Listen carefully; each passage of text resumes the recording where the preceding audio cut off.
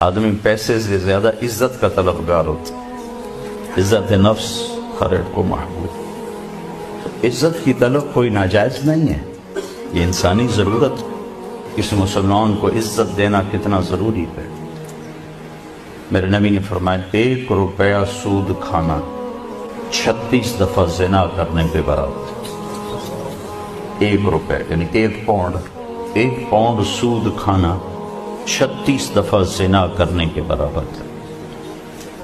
اس کے بعد آپ نے فرمایا اور تمہیں بتاؤں سب سے بڑا سود کیا ہے؟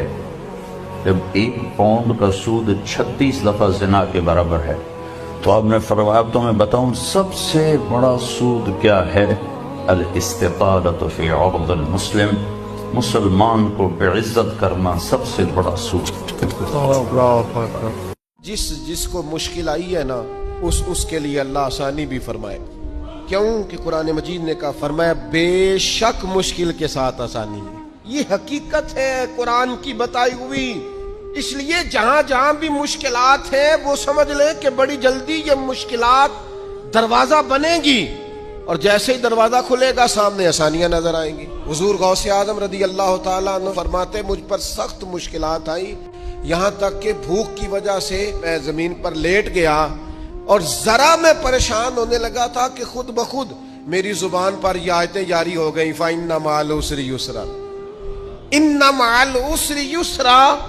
فرمایا میں آیتیں پڑھ رہا تھا، اٹھ کے بیٹھا، چلنے لگا، کام میں لگ گیا، چند ہی دنوں میں اللہ نے ساری مشکلات کو آسان فرما دیا۔ رسول اللہ صلی اللہ تعالی علیہ وسلم نے ارشاد فرمایا کہ شیطان نے کہا تھا کہ اے میرے رب مجھے تیرے عزت اور جلال کی قسم جب تک ان بندوں کے جسموں میں روحیں ہیں میں انہیں گمراہ کرتا رہوں گا۔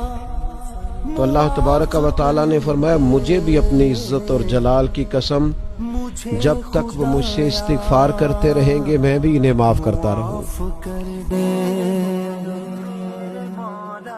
کتنی کوشش کر لے گھر کا ماحول بدلنے، اگر گھر کی ایک عورت بدل جائے نا اور وہ نیک بن جائے، آپ دیکھیں گھر کا ماحول کیسے بدل، جو امپیکٹ لیڈیز ڈالتی ہے نا گھر کے ماحول کو بدلنے میں۔ اگر آپ کے گھر میں کوئی ایک اسلامی بہن با پردہ ہو جائے، با عمل ہو جائے، تہجد گزار ہو جائے، اس کا جو امپیکٹ آتا ہے نا بچوں پر اور گھر پر، اللہ اکبر، وہ امیزنگ ہوتا ہے۔ واقعی ہمیں اپنے گھر میں خاتون جنت رضی اللہ تعالیٰ عنہ کی سیرت کو بیان کرنا چاہیے، اور اللہ ہماری ماؤں بہنوں کو اس پر عمل کرنا چاہیے۔